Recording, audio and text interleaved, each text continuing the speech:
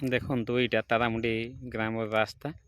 ଆଗକୁ ଆଉ ବହୁତ ଅଛି, ଆପଣ ଦେଖିବେ ଯେ ଯେଉଁଟାକି ଲୋକ କହୁଛନ୍ତି ଦେଶ ସ୍ୱାଧୀନ ହେଇକି 75 ବର୍ଷ ହେଇଗଲାଣି ବୋଲି, କିନ୍ତୁ ଆଜି ବି ସ୍ୱାଧୀନ ନାଇଁ ହେଇ।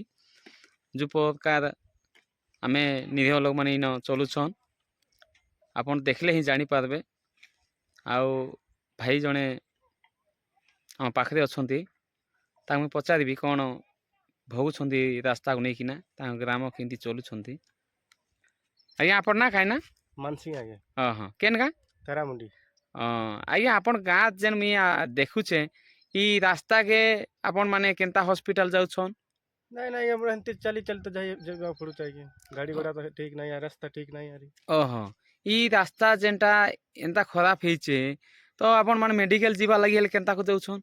ए चली चली तो यहाँ फोन कॉले भी तो से आइबार नहीं यार, भाई की डर लगे तो भाई भी तो चलबार नहीं बोले वर्षा में तो जाई हेबार नहीं आगे। ବାଇକ୍ ବି ଯାଉନାହିଁ। हाय ଓହୋ,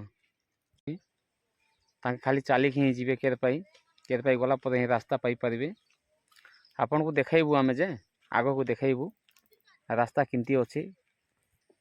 ଦେଖନ୍ତୁ ଆପଣ ସିଧାସଳଖ ଦେଖନ୍ତୁ କେମିତି ପାହାଡ଼ ଏରିଆରେ ଅଛନ୍ତି।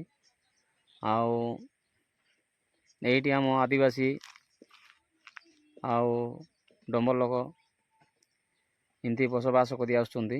ଦେଖନ୍ତୁ ଏଇ ପାହାଡ଼ ଦେଖ, ଏଇ ପାହାଡ଼ ଏଇ ରାସ୍ତା ପାହାଡ଼କୁ ଦେଇକି ଯାଇଛି। ଇଆଡ଼େ ଖାଲି ଚାଲିକି ଯିବା ପାଇଁ ହେଉଛି, ଆଉ ବହୁତ କଷ୍ଟରେ ବାଇକ୍ ଯାଉଛି, ଆଉ ଅଲଗା ଗାଡ଼ି କିଛି ଆସୁନାହିଁ। ଆଗକୁ ଗଲେ ଆଉ ଦେଖାଇବୁ ସମସ୍ୟା କ'ଣ ଅଛି।